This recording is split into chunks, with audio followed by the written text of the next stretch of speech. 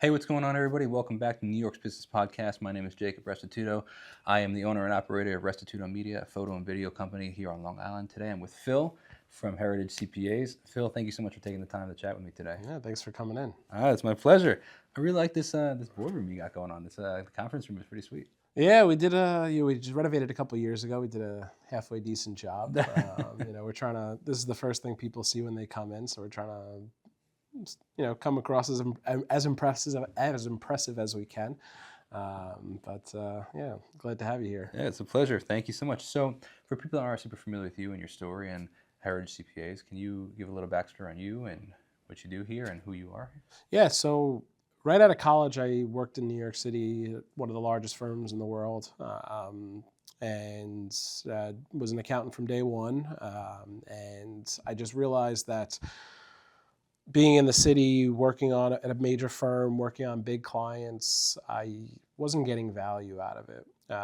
And so I made a change internally with the same firm to a group out here on Long Island. That group primarily dealt with smaller businesses. So a lot of local names that are common on Long Island. Was working with those types of companies, and I realized that the smaller I got in terms of the type of client I was working with, the more value I was able to add. So instead of working on these big Fortune 50, Fortune 100 type clients where I was just like one of hundreds of accountants they had, here I was working with smaller businesses, and I was their, one of two or three accountants they might have had, or one accountant they might have had.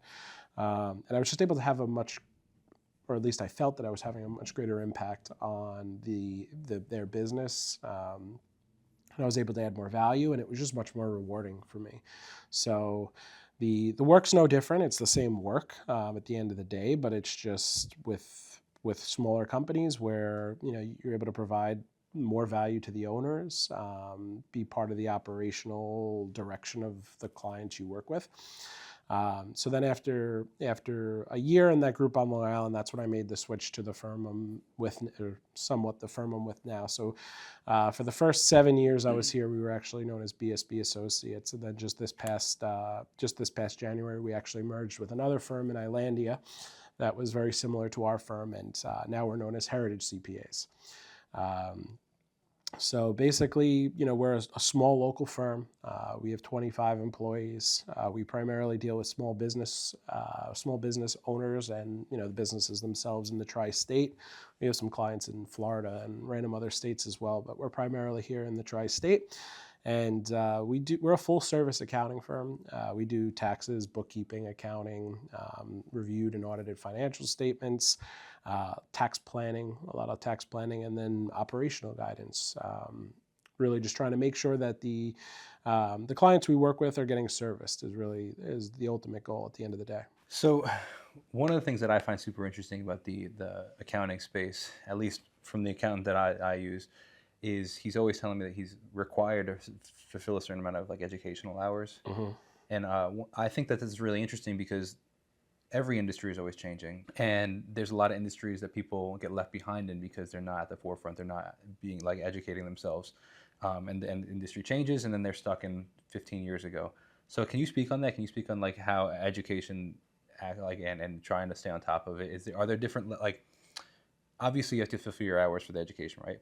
Are there different tiers of that, that you could get a really great education in that, or is it just everybody kind of gets the same thing? So yeah, so it's I think it's different because a lot of industries don't have that, right? We have it, lawyers have it, medicine has it. So continuing education. So for the CPA, it's a little different. You could do it, and you could take two different paths. The path that everyone takes is you could do 24 hours a year, focused on one topic. So that's what everyone tends to do because it's the lowest hour requirement. But the way I look at the CPA is it's checking the box. Everyone knows they have to do it. If you don't do it, you could lose your license. But everyone has to do it, and everyone does it, and it's sort of the bare minimum. It's almost like going to get a physical every year, personally. But what I see a lot in the industry is that's what everyone's focused on. Is they get their CPE done. So many of the CPAs I know, they're doing it in December of the year because it has to be done by December 31st. And there's times that I'm no different, but it's really, what's really important, I think, is that is what so many people are are pegging themselves to. But the truth of the matter is, what's really important in our industry is actually getting educated.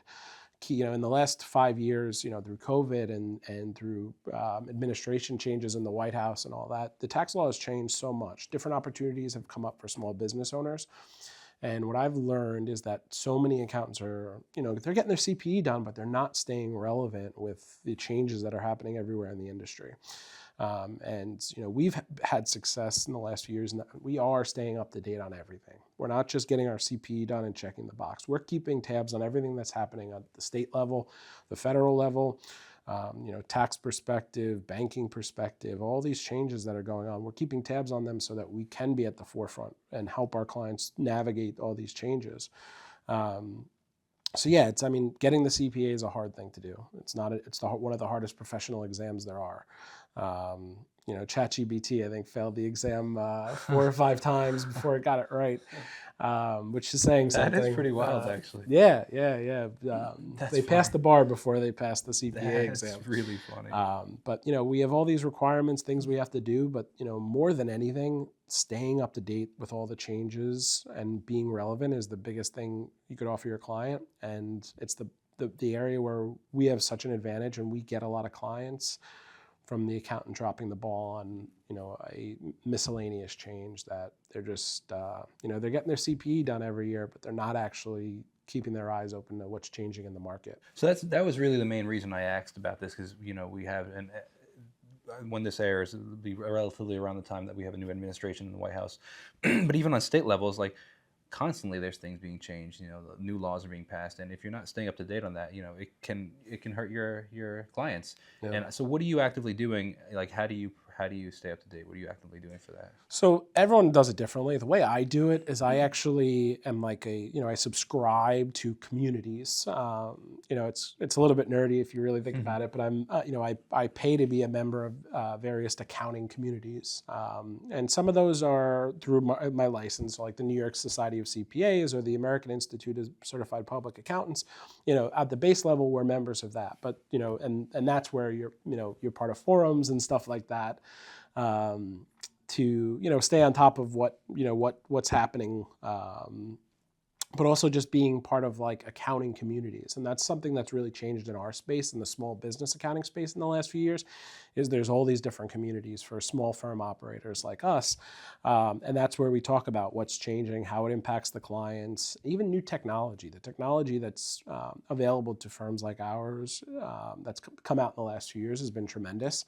Utilizing AI, utilizing computer learning and all that stuff. The tools that are at our fingertips are tremendous, and that's stuff I learned through being instead of being on Facebook in my free time, I'm in these accounting communities, reading about what's changing, reading about software and technology, and just trying to stay relevant because the world is changing every single day. AI has been a huge part of that, and if you're not staying up to date, you're quickly getting left behind. So this podcast is focused as a business podcast in a broad scheme. So I think that what you just said, take accounting outside of that. Mm-hmm. You replace restaurateur, lawyer, musician, videographer. I think it's super important to stay at the forefront of your industry, because otherwise you get left behind. And I think that it's really cool that you guys are actively pursuing that. And I think that, speaks to the fact of why you guys have been around for so long, and hopefully why you'll be around for so much longer. Yeah, that's what I say to people. Like, I work with operators. So I work with a plumber. I work with a restaurateur. I work with a manufacturer. They have skills that I'll never have. I can't fix a toilet. Like, I don't even want to try. I'd rather pay somebody to do it. I can't build things. I'm not bad in the kitchen, but I couldn't own a restaurant. And my goal is always for those operators to be the best at what they do. But also at the same time, trust that there's so much as a small business owner that you have to be aware of. Income taxes, employment taxes, sales tax, insurance. And these are all things that we actively stay on top of for our clients, so that you could focus on plumbing. I'm never going to be able to help you, fix something or build something. But I'm going to be your partner riding right next to you, making sure you're aware of all these other things that are going on. so that you can focus on your business, because you shouldn't be worrying about all these other things. You should have a business partner, which is what we really strive to be, that's helping you navigate all these unknowns. So tell me a little bit about the technologies and stuff that you're using. Like you've mentioned that there's a lot of tools that you use, and that's one of the questions I like to ask businesses is what are some of the softwares or programs that you're using to help your business? And because whether it be like a POS system for like a lot of restaurants and stuff, or whether it be like you mentioned AI, I'd love to hear just the nitty gritty of it, because I think that again a lot of people can relate to it, be like, oh, I didn't know that existed, or how can I use it in my business? And that's what I want to hear. So on I guess there's a few things that come to mind. One, on the technical side.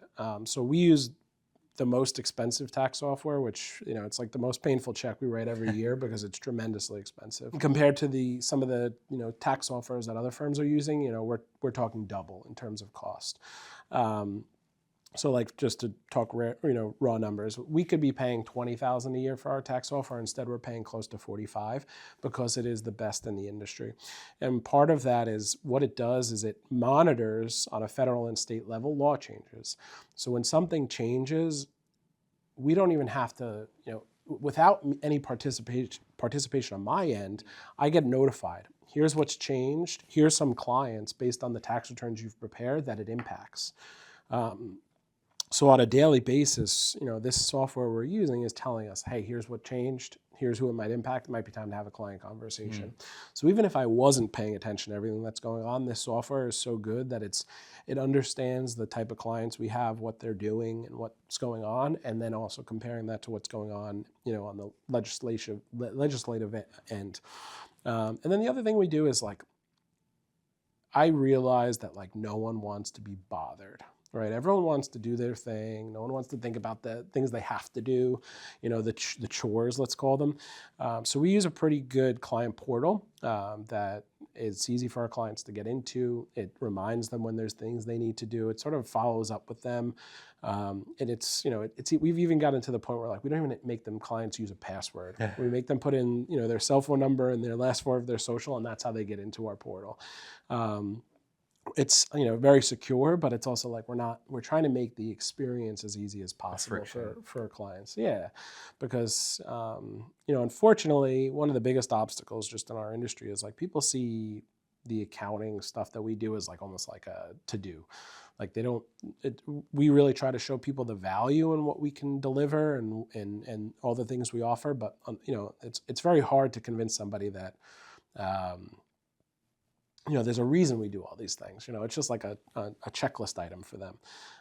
So the easier we make the client experience, the better it tends to be. So we focus a lot from a technology perspective on that. And it's also important because of security. We're as crazy as it sounds, we're one of the highest industries for cyber threats. So we're spending that money, and not only to make the client experience better, but also to make it more secure. Our worst nightmare is, that worst case scenario of what happens if not. So those are two areas that, I think that come to mind when I think about the technology we're using.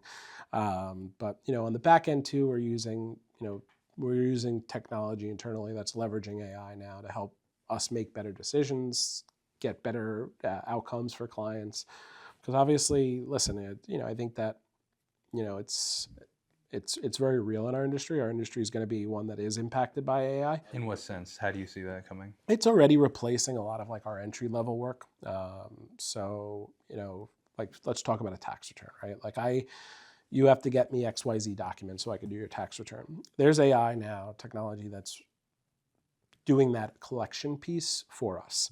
So instead of having a staff person or an admin person reach out to the client and say, hey, we need ABC, there's AI technologies that are doing that piece for us and cutting out that entry-level work altogether. Because I dread that phone call from my accountant. Yeah. Hey, we need this. And I'm like, oh, now I got to locate all of them. And they come 6 different weeks in the mail. Yeah, and I mean, even in that, right, there's technology. We're not using it yet because we demoed it a few years ago and people were just a little uneasy about it. But there is technology out there in our space that you can connect all of your bank accounts, investment accounts, anything that generates a tax form directly to our software, and when it becomes available, it automatically feeds us. So like it takes you out of the equation altogether. That made people uncomfortable, so we kind of pulled the plug on that one. But it's coming out. The new stuff's coming out every year, and it's just making the process overall easier. Smoother. Yeah, I talk to a lot of other accountants. I view other firms as peers, not as like competition, because truly I think there's more work than accountants in our industry right now, which is a problem. But it's a good problem to have, but it's also a stressful problem. And I think that when you talk about technology and AI, you can either embrace it and allow it to help you get better, or you could resist it, and then in 2 years you're going to realize that all those firms that just embraced it are just that much further ahead of you. So I think what's out there is remarkable, and we're really trying to lean into it. But obviously also taking it a little slow, because it's no one really understands these models completely. So you got to think about security and information on the back end too. Yeah, it's really interesting. It's really interesting to see how AI is like impacting every different industry, and I feel like it's over talked about topic, maybe rightfully so, because it's probably one of the things that'll change our world. Like we had the Industrial Revolution that totally changed the way we live and the way we do everything, right? And that with this whole the tech revolution, that we had maybe in the past 20 years with cell phones and computers and stuff. But now also with AI, it's changing everything, man. I use it. My friends like laugh at me because I literally use it every day. Yeah. It's from a simple. I almost use it as a search engine rather than Googling something and trying to find the answer. It'll pull 10 different answers for me from all these different.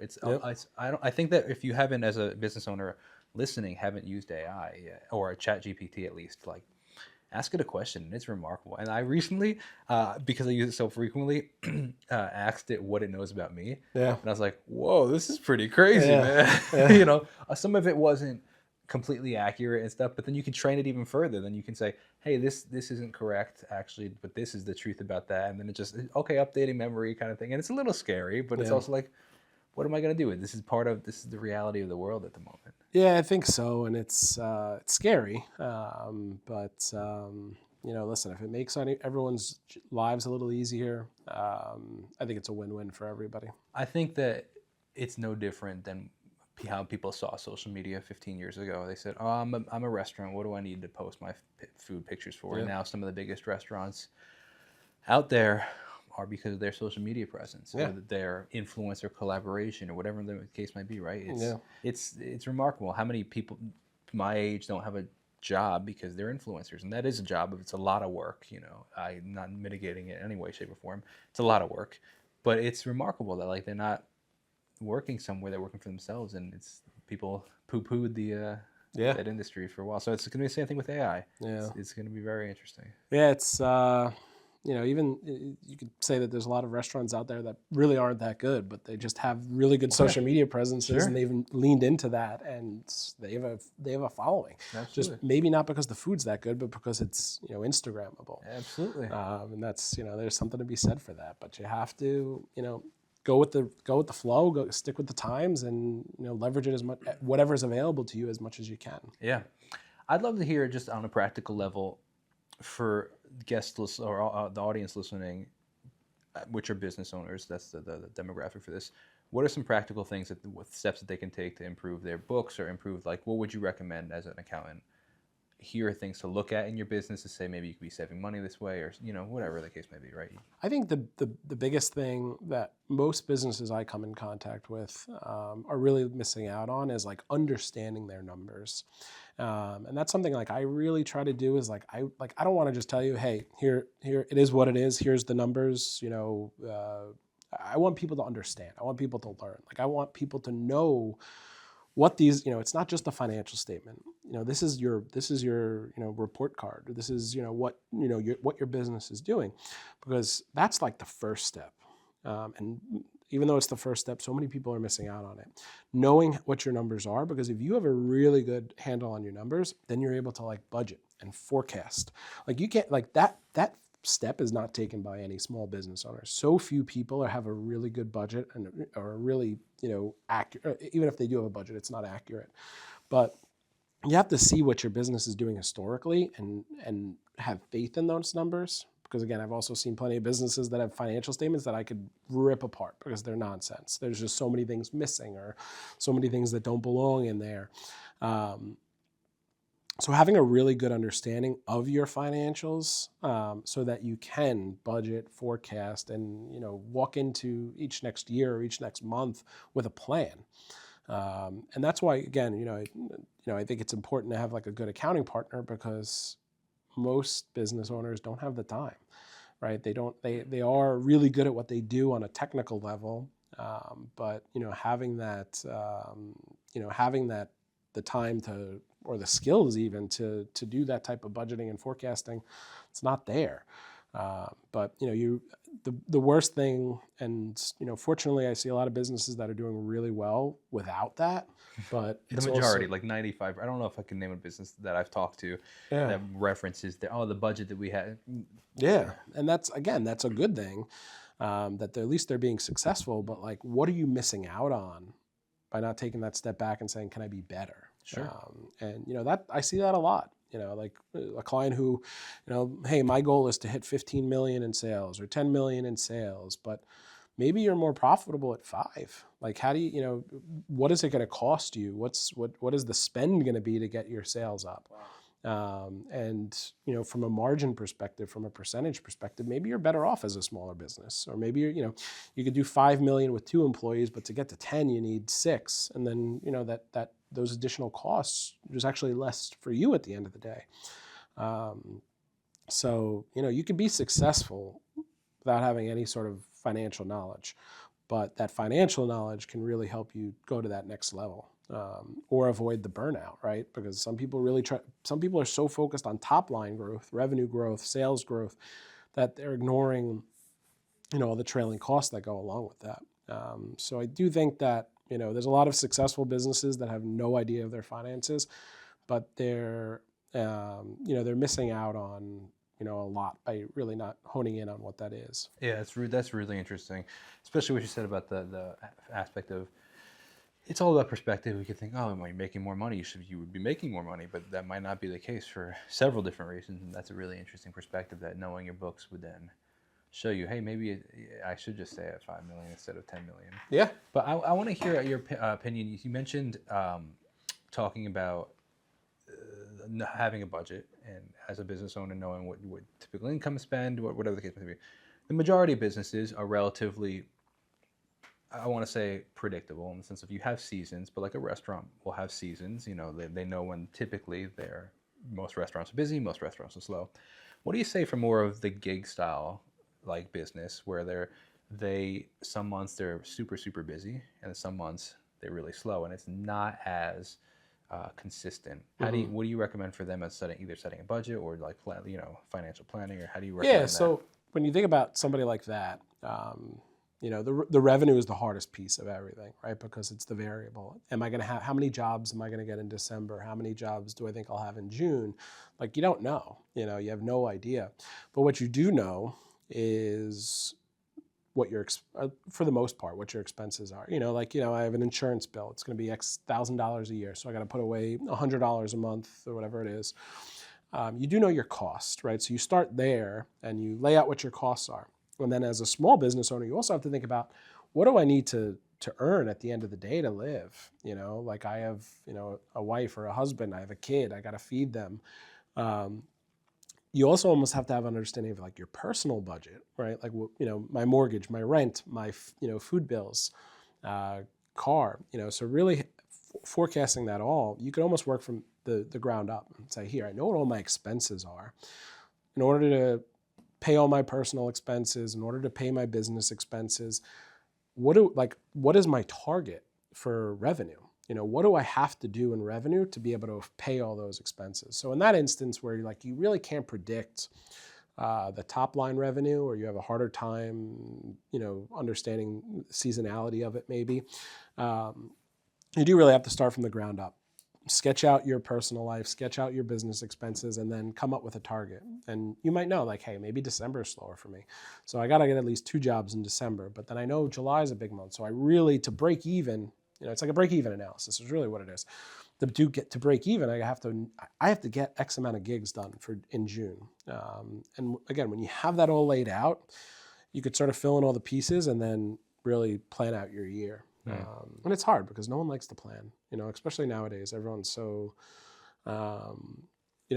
constantly in the grind that it almost feels like we don't have the time to do that. But it's so important because otherwise you're shooting at a moving target and you have no idea. That's really interesting perspective. I do think, and I would agree with this, that modern society or our current society is so stimulated, and again, I don't want to get too heady of like, oh, this is talking about society and stuff, but like, society, I think, is so stimulated that we don't take the time to actually do nothing or think, that we're constantly just really busy, and it's just like we just live in busy lives and we're not necessarily productive in the busyness. It's really interesting that you say something like that. But I want to talk about you generating new business for you.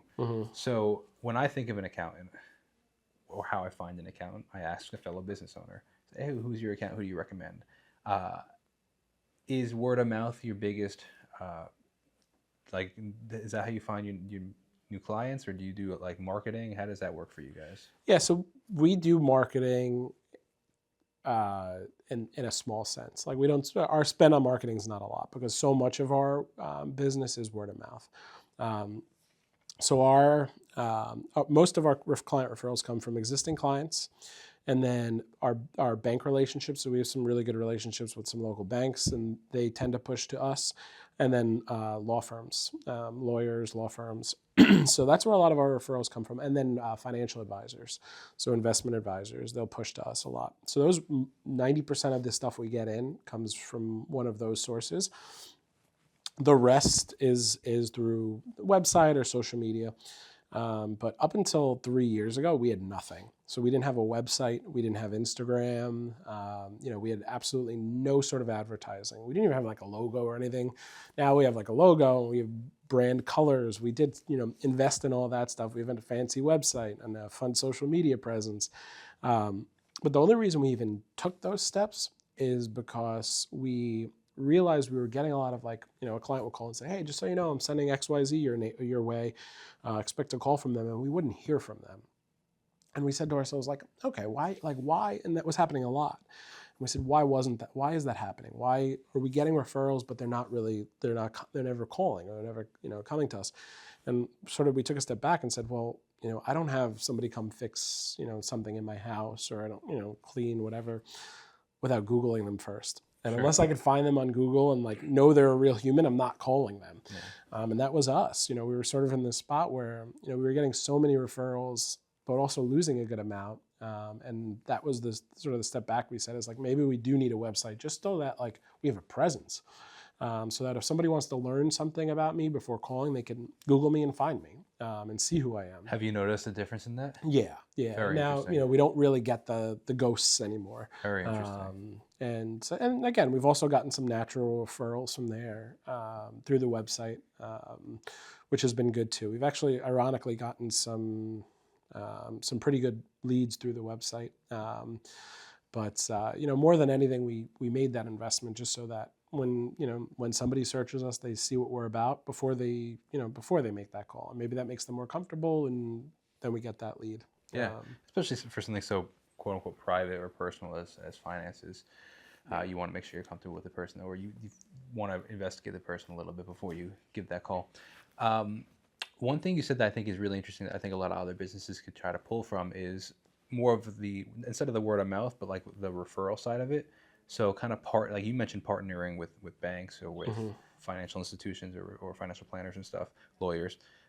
I think that's a great idea for any business, seeing how you can, partner yourself, for example, like a contractor building houses, get in with the lumber companies or get in with the architects and, building those relationships more than just who built your house? Oh, this contractor. It's when somebody's buying a tool belt, what are you buying a tool belt for? I'm working on something. Have you heard this contract? And then they're almost like they're constantly giving out the business cards. So that's a great idea. I love that. Yeah, and you know what it is too is for, let's just say with a financial advisor or a lawyer, everyone should have one, right? These are people who are resources to you. A good lawyer, a good attorney, a good financial guy or girl. you have to have them because again, business owners need to focus on their bread and butter. And for most business owners, it's not one of those trades, right? So you need to really lean into them. And for me, it's like I have clients all the time who have like want a referral for a financial advisor or want a new attorney, and I need to be able to. It's a reflection of me to be able to say like, all right, this is the person for you, and I want my client to go to them and have a really great experience. And it works both ways. So, having a good network of peers, it doesn't necessarily have to be in the, your specific space, but any, all like the, related type services. It's good to have that. It's good to know, like, we deal with insurance brokers, attorneys, financial advisors. So like when we refer out to them, we expect they're going to service the client to the same level that we do. And when they do, it ultimately reflects well on us and vice versa. So it's so important. We're sort of all in this together, and like we have to have the same intentions for our clients. So as a managing partner here, one of the largest problems that owners and operators and partners deal with in any business is time management, work-life balance, however you want to call it. Especially in an industry like yours where businesses are working, a restaurant's open until 1 a.m., a bar or whatever the case is open to 1 a.m., whatever your clientele, right? Or on the other side, contractors and stuff are up at very early. How do you find that balance of servicing your clients when they need you, but also having a personal life and saying, hey, I'm closing, turn my phone off and stuff? Yeah, I think a big thing that I've learned is that having a team behind you is so important. So most of my clients know, like we have, 3 admins in this office. We have a bunch of staff people in this office. So like they know that like if they need something, like they need a copy of their tax return, they don't have to go to me. One, it's in their client portal. Our client portal is so easy that they can navigate, find their tax return, download it. At any hour. But when I'm not necessarily always available, they can go to one of the admins. They can go to a staff person. Every client in the office has 2 relationships internally. So it's hard because you can't always be on. I have a young son at home, so like I really enjoy the time with him, and it's like when I'm with him, I want to be with him. So really having a good team and a support system behind you is so important, I think. You could definitely, you could operate as a solo practitioner in this industry so easily, but then it's always on you. And, unfortunately, we live in a world where everyone's about instant gratification.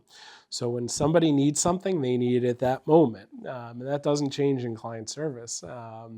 When somebody wants something, they want to get it, they want it right away, so that they can, most of the time they don't actually need it right away, but they just want to get it off their list. They want to get it off their table, like get it off their lap, right? So having a team behind me is really important. So making sure the clients understand that like when I'm not available, because I'm not always available, there's somebody else here who's going to get you what you need and get it pretty quickly. But the truth of the matter is like, I get calls 7 days a week, random hours of the night. Thankfully it's usually between like, I'm an early person, so people know they could reach me by like 7 o'clock. So it's the reality of it is that again, whether it is urgent or not, your client feeling like it's urgent makes it urgent. Sure. Because at the end of the day, I do truly believe in the value we deliver here, and I think we do a better job than most firms that I see in delivering to the client. But the moment the client feels like you're not there for them, you've lost that relationship, and it's the hardest thing to build is that trust and that relationship, but the easiest thing to lose. So I think recognizing that I have to be there for my clients, and I want to be there for my clients, and I want to see them do well, but also making sure that the people here have that same attitude and that same availability. That's that's a big part of it too. So being that I've owned my own business for over a decade, I would 100% say that business ownership has changed me as a person and the way I think and the way I go about things. And but then also there are things that I would go back and potentially change and say, oh, hindsight is 20/20. You learn from everything, right? You can't go back and change. But sometimes I'm like, I wish I could change that, right?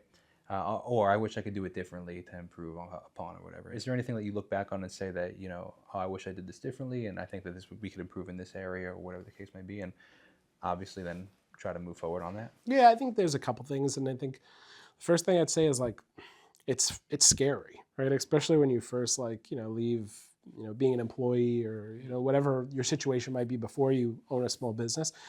To take that leap, especially with a family or people that rely on you, it's scary. But to realize that like your success, most of it is controlled by how hard you work and the effort you're going to put in. So I think overcoming that fear and just trusting in yourself is a huge thing. I think that there's so much opportunity in the small business space. As long as you have a good product, and that's secondary to the effort. So I think overcome that fear. Just trust in yourself and work hard, and you're going to be all right. And I also think just from especially from my mind always goes to like the accounting and the finance aspects of things, but stay organized. Because again, that lends itself to getting to that point where you have financial statements you could learn from, and then like I said, budgeting and all the forecasting all down the road. But if you're not organized from day one, it's always going to be hard to go back and recreate things, because again, we're all living in this fast-paced world. You're not going to remember what you spent money on, or where this money went, or what you did last week, let alone several months ago. So stay organized from the beginning. And part of that comes down to just planning. So speaking of that really quickly, in this modern world that we're living with, everything being on credit or debit cards, and you have the financial statements for that, how important is it these days to keep your receipts of things? So it really isn't, right? Like on a day-to-day basis, like most people aren't keeping stacks of receipts anymore. But again, lean into the technology that's out there. Like if you're using QuickBooks, QuickBooks is the number one small business accounting software out there. There's an app where you could track your expenses. You swipe your credit card, and then you could scan the receipt, and it matches the two, so that it's sort of doing it for you. So that goes back to figure out how to be organized from the beginning. So at the very beginning, set up QuickBooks, track all your spending, document everything, because it can come into play, especially as you grow. It's knock on wood, no one likes being audited, but down the line, if you're ever audited, if you start from day one being organized, you're going to have all that stuff. It is. It's, you start that habit on day one, that's how you're going to operate. You're going to be good. It's way easier when you're making minimal money and have minimal expenses compared to now you're making all this money of a lot of expenses. You're trying to start to learn how to track that stuff. It's impossible. And again, most people, just based on historical rates, are never audited and never have to deal with backing up receipts. But you don't want to be the one person who gets audited and doesn't have that stuff, because if you can't prove it, you lose it. That's really what it comes down to. In our world, the burden of proof is on you. And receipts and documentation are that proof. So it is really important. And not only that, I tell people, especially people starting out, if you're not organized from day one, you're probably going to lose tax deductions, because you're going to forget, I had to buy a camera, right? Or I had to buy something. So if you're not tracking that stuff from day one, that means that you're probably going to miss out on some opportunity for tax deductions, because again, you're going to go down. At the very beginning, you usually see your accountant once or twice a year. You're going to sit down with them, and they're going to say, "Hey, what did you spend money on last year?" And you're not going to remember unless you organize yourself. So I think organization is a big thing. Well, it's been an absolute pleasure. I really appreciate you taking the time. If I could just take 30 more seconds, I want to say thank you for everybody that listened to this. Definitely go check out Heritage. Here in this is Hauppauge, I guess, right? Yeah, Hauppauge. Come out, check out Hauppauge, Heritage and Hauppauge. So thank you so much, Phil, for taking the time. I really appreciate you. Definitely go check out their stuff. If you're a business owner and you're interested in coming on the podcast, or if you have any business owner recommendations, send them over. I love to chat businesses with as many people as we can. So thank you so much for watching. Have a great rest of your day. God bless and peace out.